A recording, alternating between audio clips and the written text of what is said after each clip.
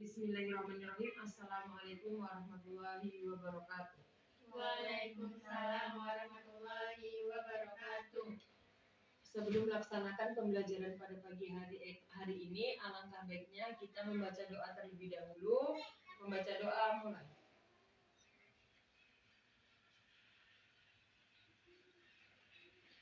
Doa selesai.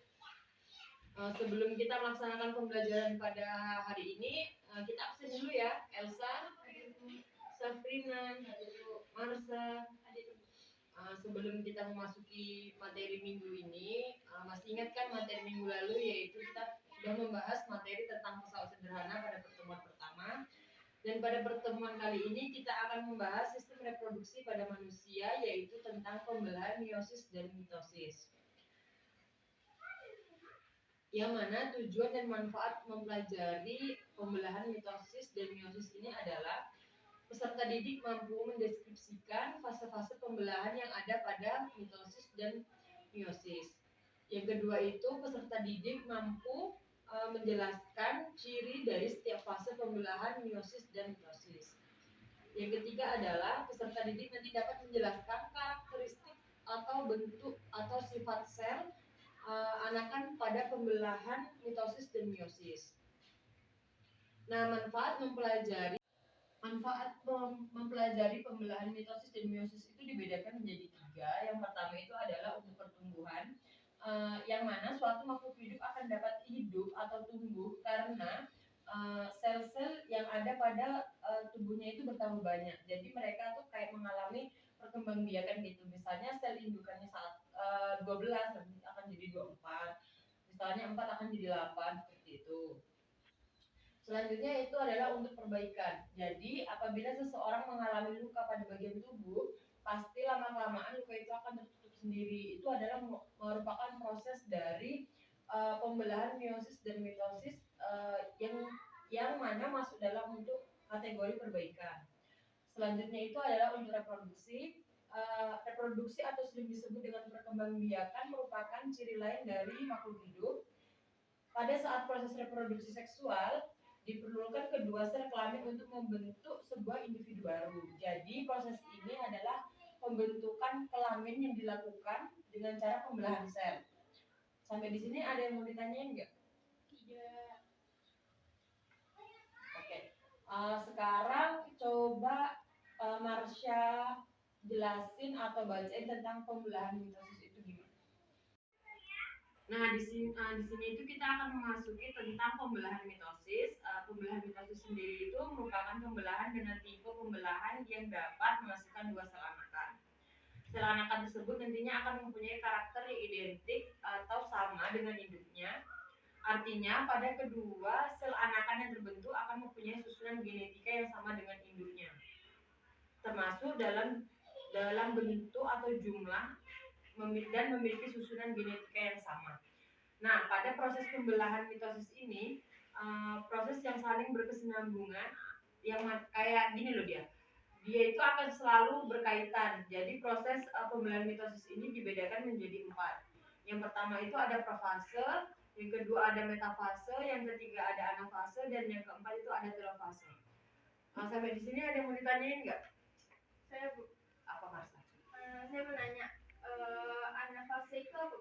Anafase itu yang mana kromaidnya, kromaid saudara dari setiap pasangan akan memisah melalui kutub yang berlawanan. Jadi seperti ini. Nah, ini dia, ini adalah proses anafase, atau kita bisa buka di grup WA ya, udah ibu kirimin ya.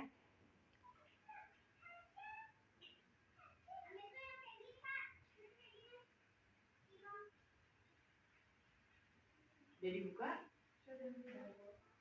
Nah, jadi proses anafase itu kromaid saudaranya itu dia akan memisah menuju kutub yang berlawanan.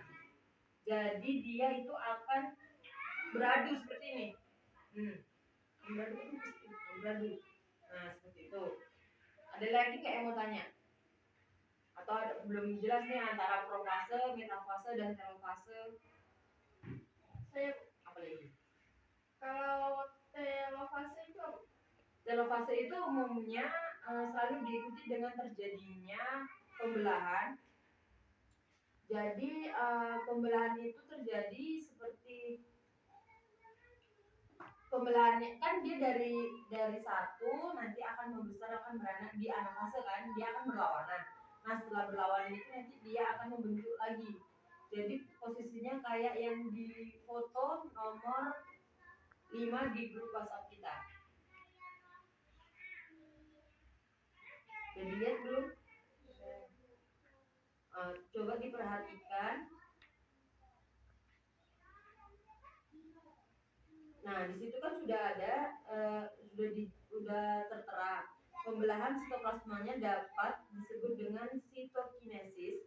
Pada saat terjadinya sitokinesis akan terbentuk cincin pembelahan yang dapat berfungsi untuk membagi sitoplasma sehingga berbentuk hasil dua yang sel anakan. Jadi nanti dia tuh pas kayak gini loh modelnya. Nah, seperti ini. Modelnya seperti ini kan. Kan tadi awalnya itu dia seperti ini.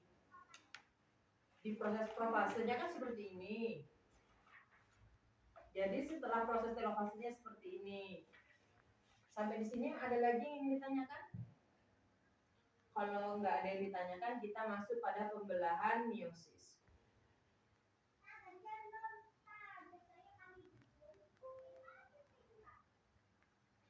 Nah ini juga ada gambarnya ya, tapi ini kurang jelas, lebih jelas lagi yang dikirimkan di grup.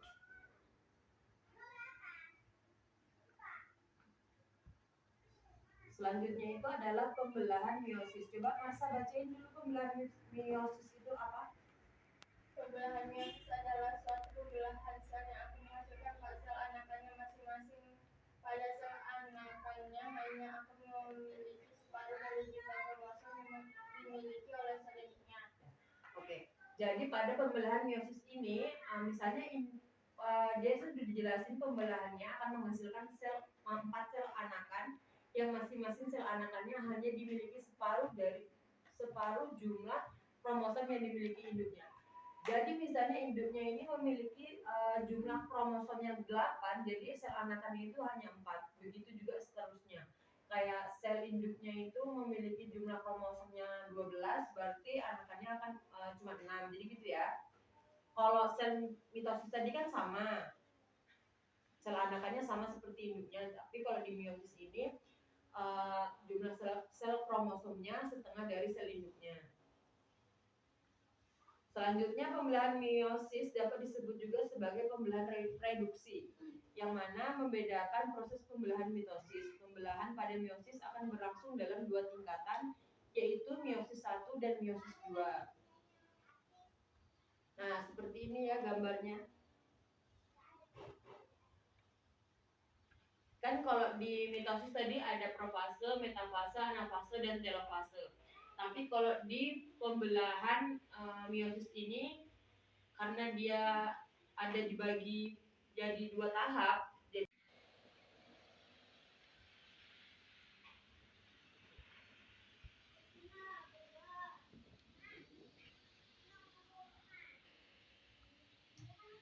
Nah, setelah kita mempelajari dan sudah memahami gambarnya, pembelahan mitosis adalah tipe pembelahan sel yang menghasilkan 2 sel anakan. Sel anakan ini mempunyai karakter identik secara genetika dengan sel induk. Jadi atau dapat diartikan seperti ini: kedua sel anakan yang berbentuk mempunyai susunan genetika yang sama, termasuk jumlah kromosom dengan induknya. Sudah dijelasin kan tadi, misalnya sel induknya memiliki jumlah 6 kromosom, maka anaknya akan menurunkan 6 juga. Selanjutnya itu adalah pembelahan meiosis, yaitu pembelahan dengan setengah dari sel induknya. Jadi misalnya sel induknya ini memiliki jumlah kromosom 8, maka sel anakannya memiliki jumlah kromosom 4. Ya betul, bisa Marsa. Jadi setelah kita mempelajari pembelahan mitosis dan meiosis pada hari ini, semoga kalian dapat mengamalkan dan dapat menerapkan dengan baik, tidak ada kesalahan lagi antara pembelahan meiosis dan mitosis. Jangan lupa dikerjain tugas videonya. Minggu depan kita ketemu, dikumpulkan, kita akan memasuki pertemuan minggu ketiga dengan materi yang berbeda. Sekian pembelajaran pada hari ini. Wabillahi taufiq wal hidayah. Wassalamualaikum warahmatullahi wabarakatuh. Waalaikumsalam warahmatullahi wabarakatuh.